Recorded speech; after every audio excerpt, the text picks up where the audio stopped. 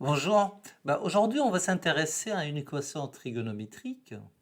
La trigonométrie est une notion qui est très importante en première et en terminale. Surtout que maintenant, le bac il va se porter sur tout le programme de l'année. Donc là, c'est des notions à bien maîtriser. Donc, on va résoudre dans l'intervalle 0,2 pi fermé l'équation trigonométrique qu'on notera E1, 2 cos carré de x plus 3 cos x moins 2 égale à 0. Donc là, on va essayer d'attaquer la solution.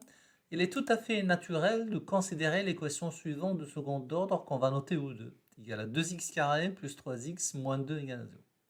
Attention ici, E1 c'est pas E2, c'est pas la même chose, c'est pas équivalent. Ils sont peut-être un peu liés, mais ils sont pas équivalents. Et sur ça, il faut être très lucide sur la relation qui relie E1 et E2. Alors en fait, les deux équations E1 et E2 sont liées par l'équivalence suivante. X est solution de 1 si et seulement si cos x est solution de 2. Voilà la relation qui relie un peu les deux équations. Attention, il est faux de dire que les deux équations sont équivalentes, car si c'était le cas, ils auraient le même ensemble de solutions. Alors, on va attaquer en premier lieu la résolution de 2, qui est une équation banale de second degré, niveau première. Alors, le discriminant, c'est delta égale à 25, égale à 5 au carré, ce qui fait que l'équation O2 admet alors deux solutions réelles distinctes, à savoir x1 égale à moins 2 et x2 égale à 1,5. Et donc l'ensemble des solutions de l'équation O2, c'est moins 2 et 1,5. S indice E2, moi je note ça comme l'ensemble des solutions de l'équation O2.